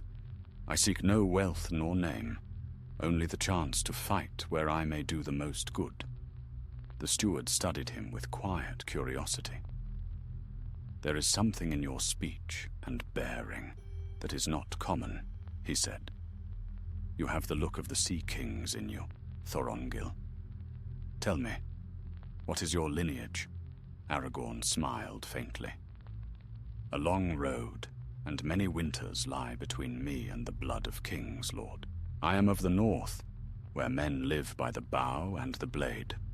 My kin are few now, but we keep the old faith still." Ecthelion regarded him for a moment longer, then nodded. "So be it. Gondor has need of men such as you. Take command of such forces as you require, and serve under my banner. You shall have no easy peace, but neither shall you lack for purpose." From that day, Thorongil became known among the soldiers of Gondor. He wore no rank upon his cloak, yet his wisdom and courage won the hearts of all who followed him. In time, men spoke his name with respect and wonder. He could read the hearts of his companions as clearly as the paths of the stars, and in battle he moved like lightning, swift, precise, and unyielding. When raids came from the east, it was Thorongil who led the defense. When corsairs harried the coasts, it was Thorongil who struck first, driving them back with cunning and valor. Ecthelion grew to trust him as few others, and even Denethor, proud though he was, could not hide his grudging admiration. Yet Aragorn sought no glory. Often, when others feasted, he would walk alone upon the walls, gazing eastward where the black peaks of Mordor loomed faint in the haze. His heart was restless, for he knew his place was not yet here. One evening, as he stood thus, a voice came beside him. Ecthelion himself, cloaked against the chill wind. "You are troubled, Thorongil," he said. "Though you have brought victory, I see no joy in your face." Aragorn bowed his head. "My joy lies in the safety of Gondor, my lord. But my road leads further yet. The shadow stirs beyond your borders, and others must stand where I cannot." Ecthelion studied him thoughtfully. "You are no ordinary man, Thorongil. There is a light in you that I have seen only in the statues of the kings. Yet you ask no reward, no title." "I have all the reward I seek," Aragorn said softly. "To serve unseen until the time is ripe. For some works must be done in silence, else they fail before they are begun." The steward smiled faintly. "Then go with my blessing, wherever your path leads. Know that you will always have a place here, should you return." That night, Aragorn rode from Minas Tirith without fanfare.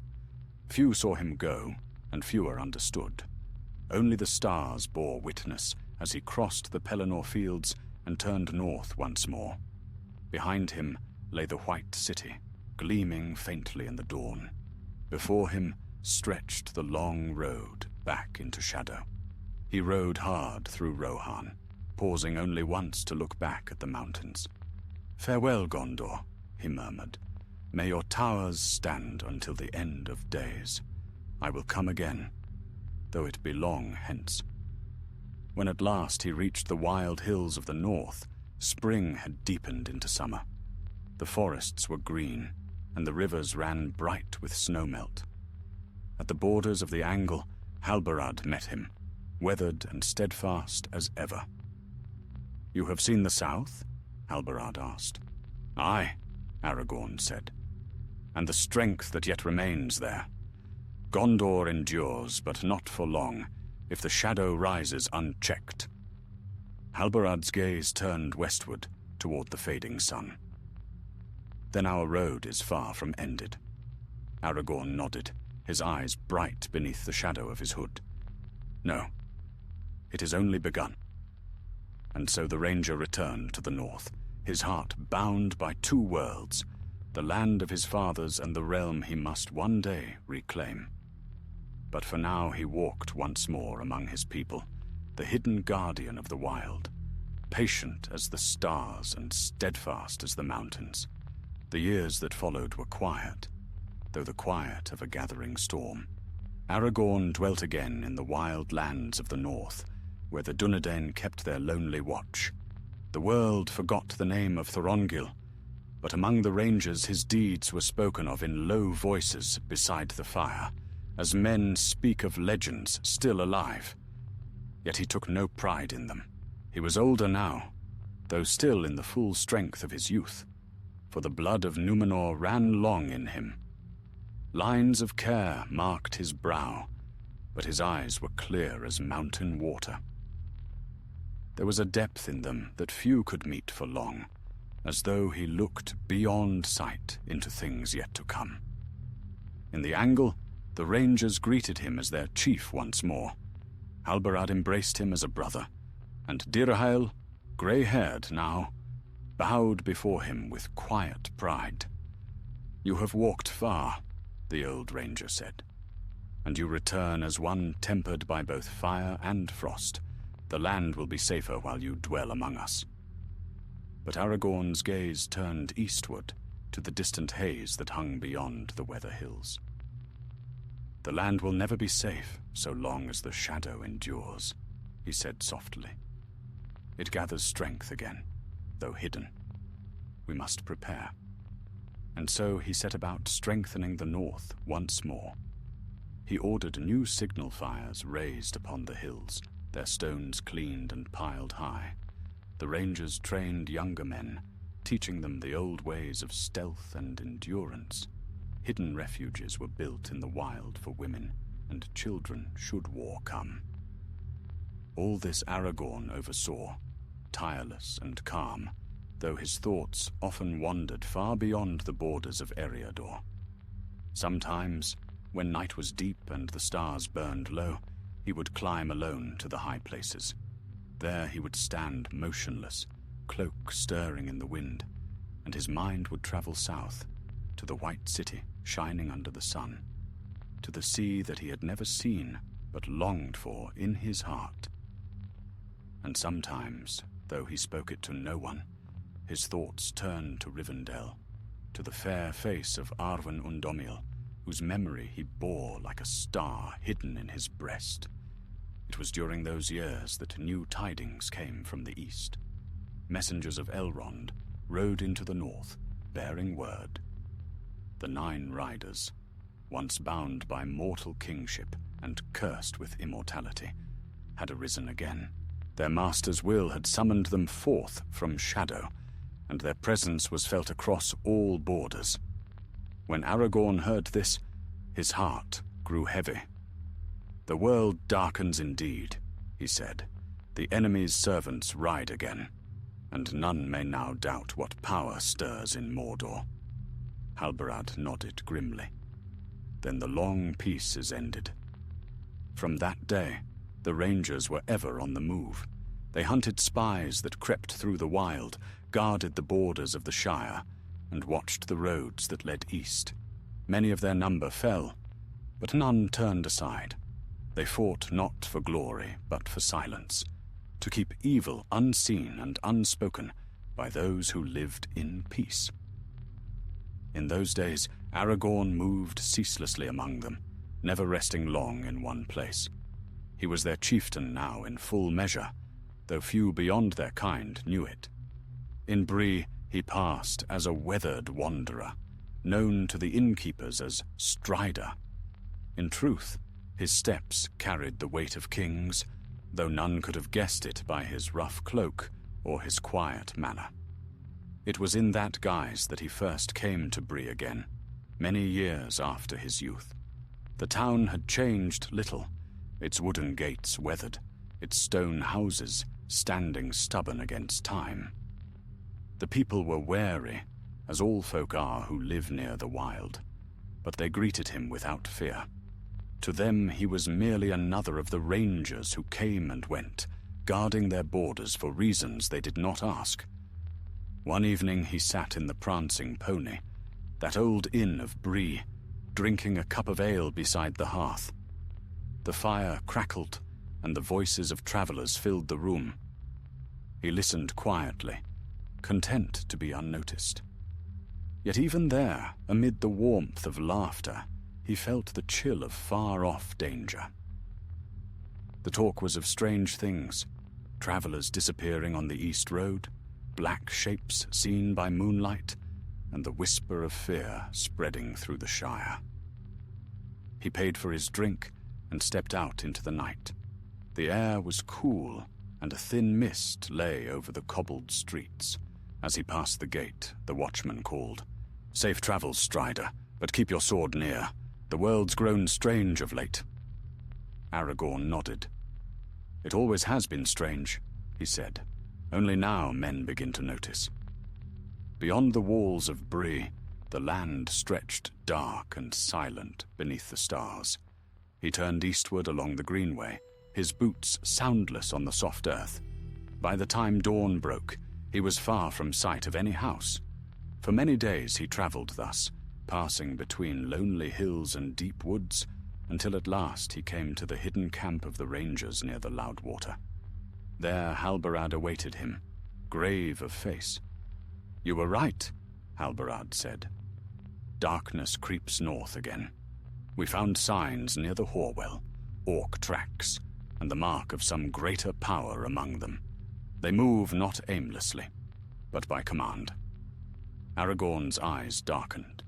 "Then the enemy tests our strength. He sends servants to learn our measure. We will give him no weakness to find. They set watchfires upon the borders and doubled their patrols. The rangers moved like shadows through forest and fen, unseen by those they guarded. And though winter returned, fierce and bitter, they endured it without complaint. One night, as they camped in the hills above Weathertop, Halbarad spoke again. "You have seen the south, you have fought beside kings, and you have wandered farther than any of our line. Tell me truly, Aragorn, do you still believe we can prevail?" Aragorn was silent for a long time. The wind swept across the ridges, cold and lonely. At last he said, "Yes, though the shadow grows, I believe. For I have seen the light that darkness cannot touch. I have seen it in the courage of men, in the wisdom of the elves, and in the hope that lingers even in forgotten hearts. Evil may rise, but it cannot master what it cannot understand." Halbarad smiled faintly. "Then we shall stand as long as you believe, my friend, and perhaps longer still." When dawn came, they saw far to the east the first pale glimmer of the sun. It rose red through the mist, but its light touched the land with gold. Aragorn looked upon it, and a quiet resolve settled over him. "The time will come," he said softly, "when I must go forth again, when the north and south must join or perish together. Until that day, we will keep the watch." And so the rangers of the north held their silent vigil through the turning of the years. The world beyond forgot them, but their eyes missed nothing.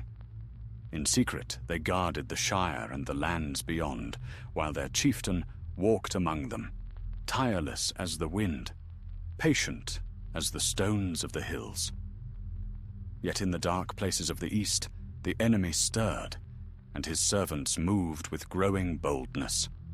War was coming, slow as the dawn but certain, and when it came, the man who had once been Estel, the boy of Rivendell, the wanderer called Strider, would be ready. For he had learned in the wild all that a ranger must know: to fight without glory, to lead without pride, and to endure without hope of reward. The lessons of those long years would shape the fate of Middle-earth. Years passed in quiet toil and shadow. The seasons turned and returned, and the wilds of Eriador knew the tread of the rangers as faithfully as the rivers knew the rain. The people of Bree, the farmers of the Shire, the wanderers of the road, they all slept safely, never guessing that an unseen guard watched the darkness beyond their borders.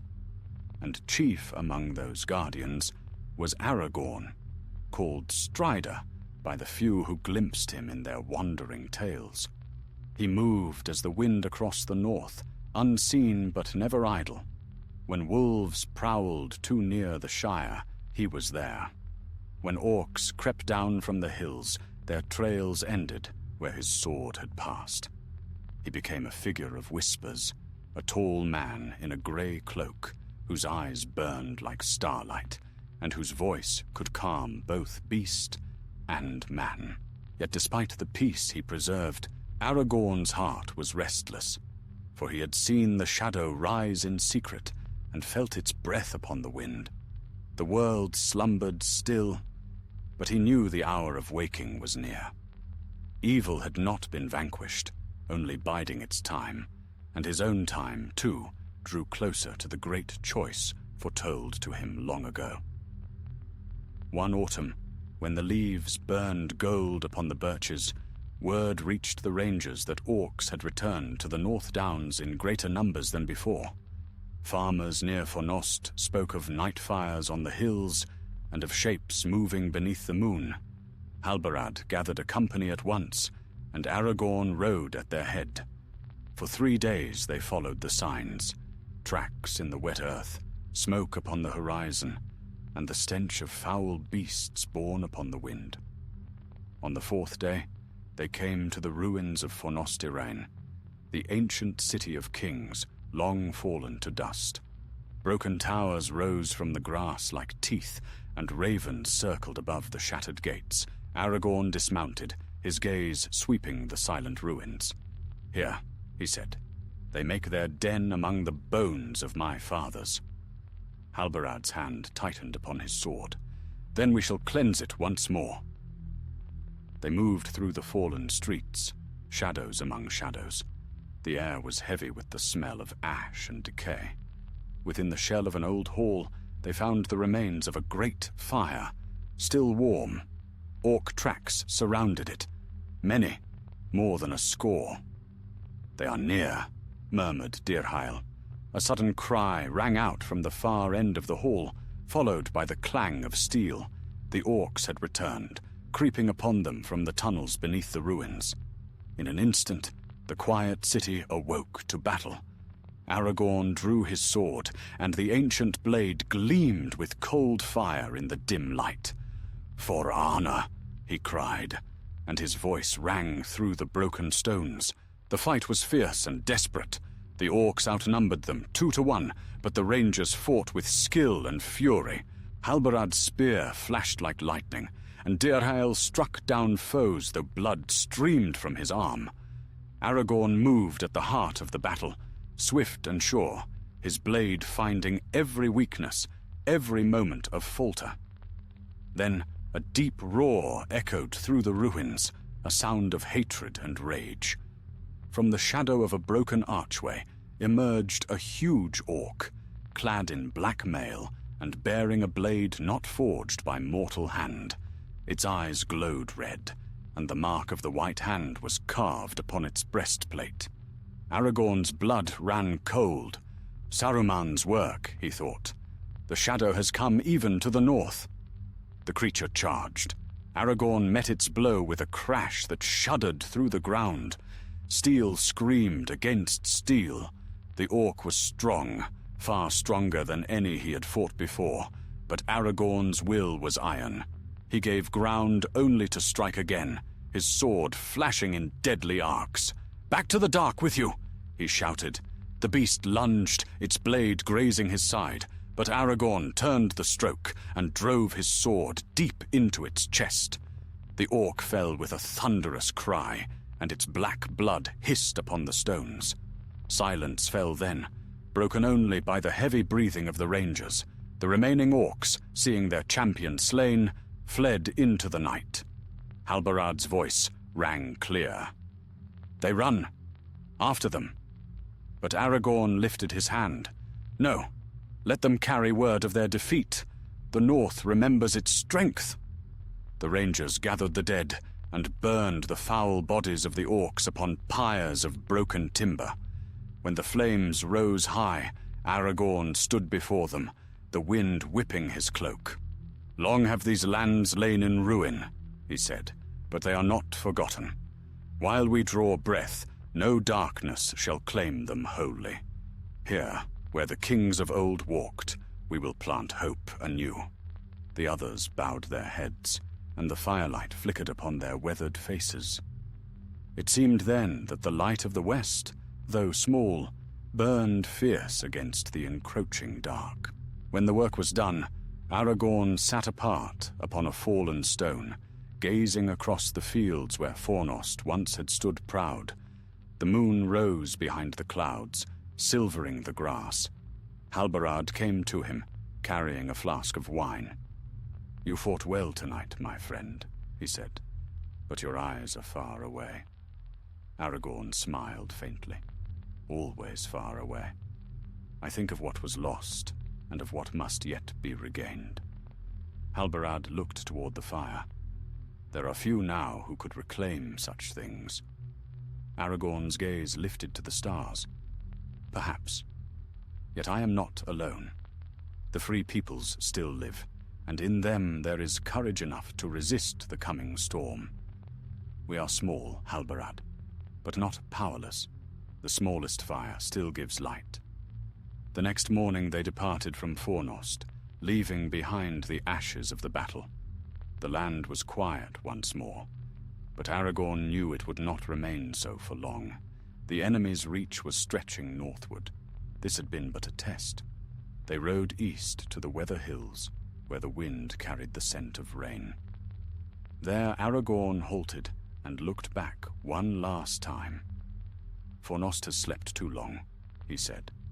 "One day men shall dwell here again. One day the North will rise." Halbarad followed his gaze. "And who will lead them when that day comes?" Aragorn turned to him, and a slow smile touched his lips. "If the Valar grant it, I will. But the road is long yet, and much must be endured before that dawn." They rode on, the sky darkening above them, thunder murmuring in the distance. The storm broke as they reached the open moor, and rain fell heavy and cold, washing the dust of battle from their cloaks.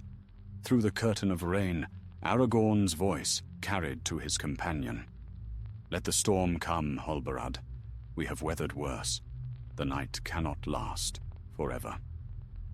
And as the lightning flared across the wild hills, it seemed for an instant that the man who rode there shone with his own light, steadfast and unyielding, a king yet crowned only by the storm.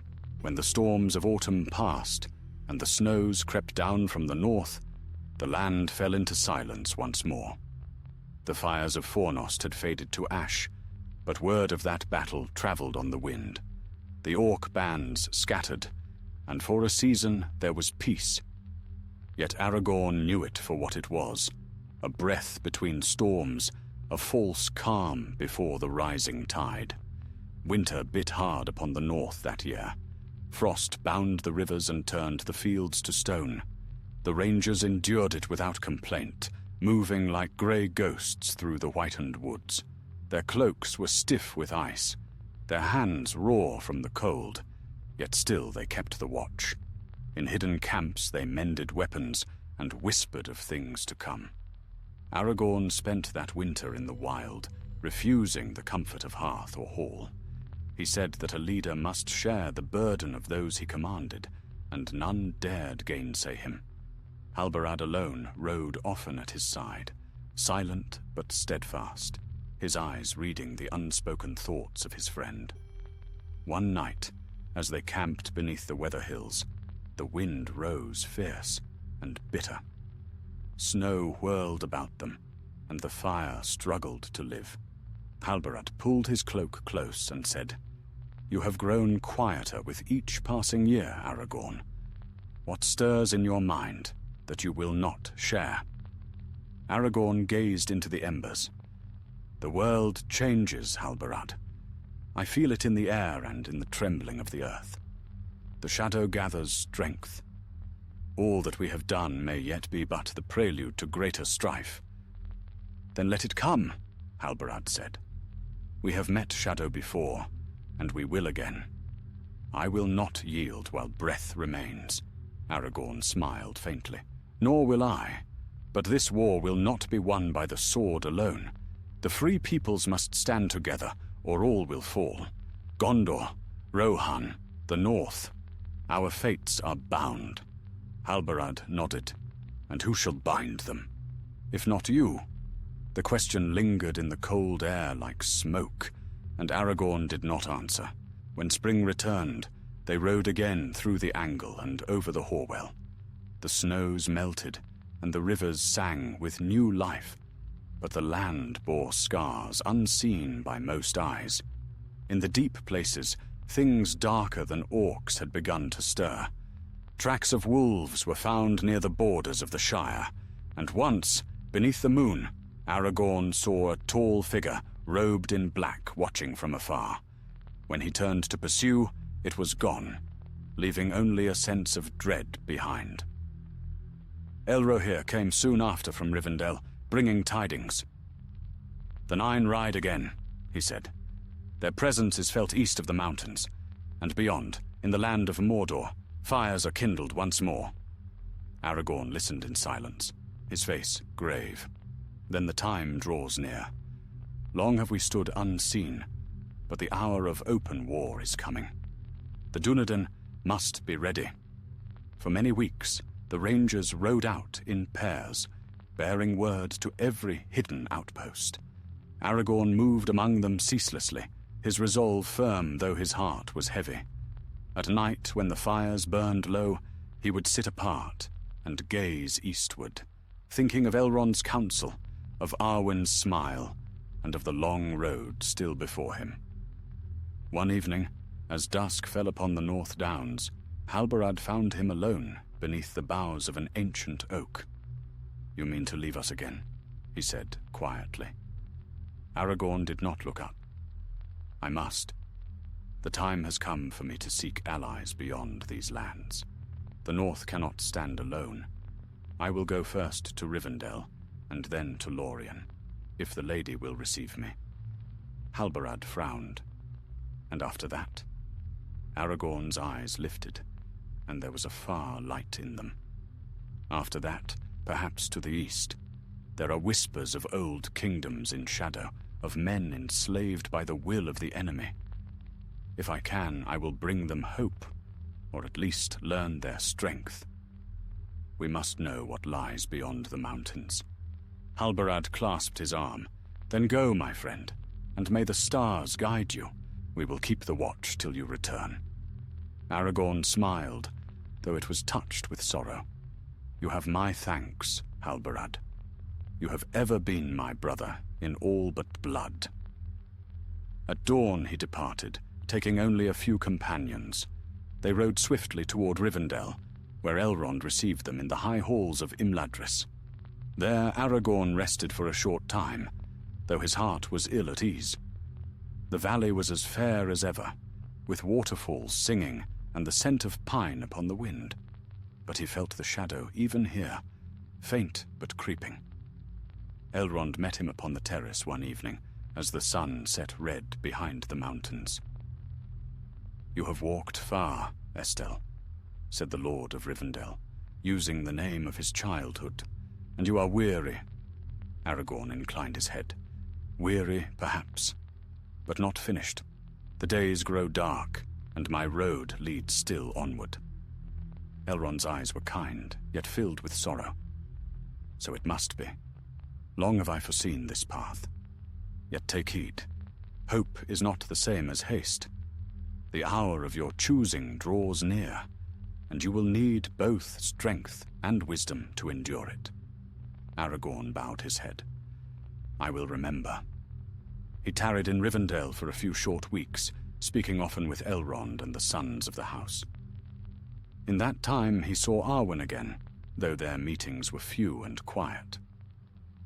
She walked beneath the trees in the evening, her hair dark as the night sky, her eyes like stars reflected in still water. Once she said to him, "The world changes, Aragorn. I have seen the fear in the hearts of men, yet you do not falter." "I cannot," he replied softly. "If I falter, others will fall. My road is hard, Arwen, but your light walks with me, even in shadow." She smiled then, though tears shone in her eyes. "Then may that light never fail you." Soon after, Aragorn took his leave. Elrond blessed him at the gate, and the elves watched silently as he rode eastward into the wild. The mountains loomed before him, their peaks white against the morning sky. Through snow and silence he passed, crossing the hidden valleys and climbing where the air grew thin. He saw the eagles wheel far above, and in the passes he found traces of old paths that had not felt mortal feet for an age. At last, after many days, he came down into the lands beyond, the darkened vales of Rhovanion, where shadow lay heavy on the earth. There his road would lead him into perils yet untold, to realms where the name of the Dunedain was long forgotten, and the servants of the enemy walked openly. But as he went, the wind carried with him a whisper of Rivendell's song and the memory of stars over Fornost.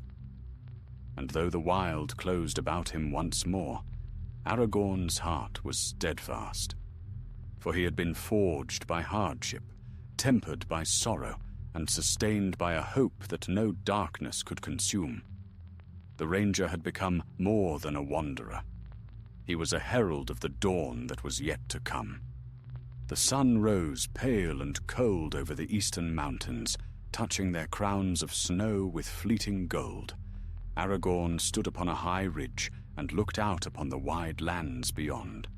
Mist filled the valleys below, drifting like ghosts over the dark forests and the plains beyond.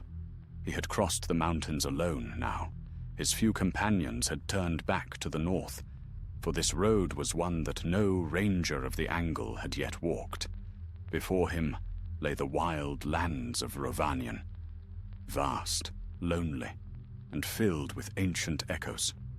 Once mighty realms had stood here, Gondor's northern marches, the kingdom of Dale, and the glory of Erebor before the dragon came. Now the land lay hushed beneath a mantle of fear, its people scattered or enslaved, its roads broken. The shadow of the east had fallen heavily upon it.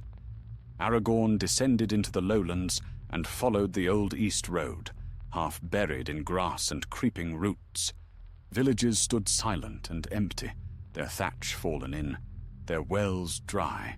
Yet from time to time he found signs of life. A child's footprint near a stream, the smoke of a hidden fire far away among the hills. These were the remnants of free folk who clung still to hope, living beneath the threat of raiders and dark servants who claimed tribute in the name of powers unseen. One such night, when the moon was thin above the trees, Aragorn came upon a small settlement hidden in a glade. He was wary, for the air was tense and watchful. But when he entered, he found only poor folk, men and women hollow-eyed with weariness, children who stared in silence. They looked upon him with fear, but also a strange longing, as though they had forgotten what courage looked like. Their leader, an old man bent with age, came forward, leaning on a staff. "Stranger," he said, "you come armed into dark lands. Few walk these woods and live. What do you seek here?" "Only to see what remains," Aragorn answered, "and to give aid, if it can be given." The old man's eyes glimmered faintly in the firelight. "Aid? You are bold to speak of aid where the shadow rules. The servants of the East take what they will, and none defy them." "None? Aragorn asked softly. A murmur ran through the gathered folk. "There are some," the old man said at last, "men of the hills and the river vales who strike from hiding and vanish again.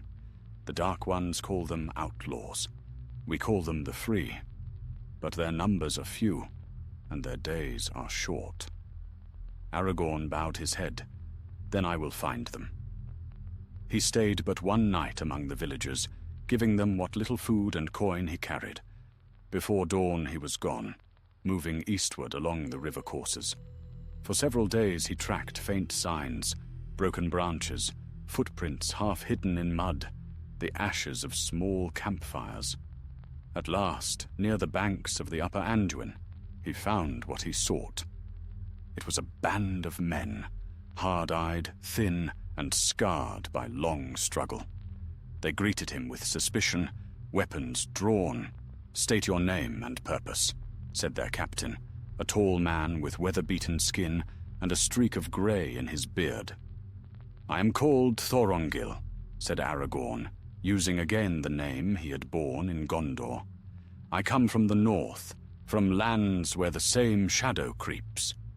I seek fellowship with those who still resist it." The captain's eyes narrowed. "Thorongil? I have heard that name among southern men. They say a captain of Gondor bore it once, a great warrior who vanished without word." Aragorn met his gaze steadily. "Then perhaps I am he. Will you have me as ally, or shall I go my way?" There was a long silence. Then the man lowered his sword. "If you fight the enemy, you are welcome among us. But know this, we are hunted, and our cause is hopeless." "Hopeless?" Aragorn said, his voice quiet yet strong.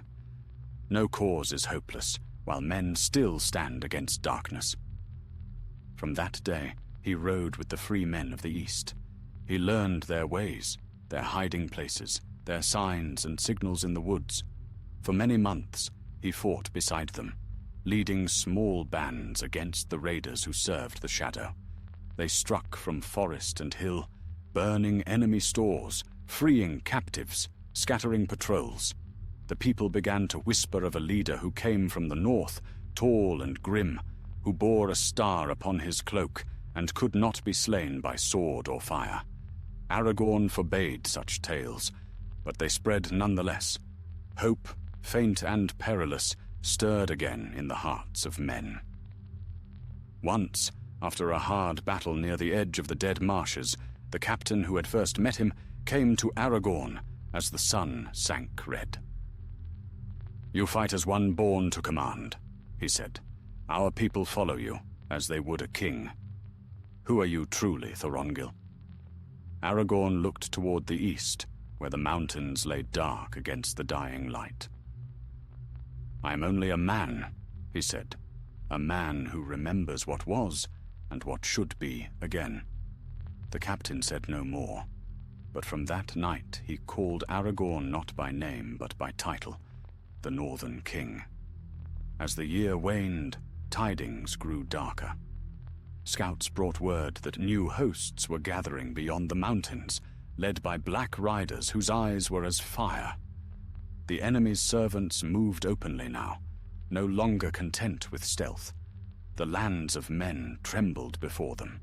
Aragorn knew then that his time in the east was ending. The war that would decide the fate of all was drawing near, and his place was not here, but among his own people. He gathered the free men one last time in the shadow of the hills. "You have fought with courage," he told them. "You have shown that even in the heart of darkness, light may endure.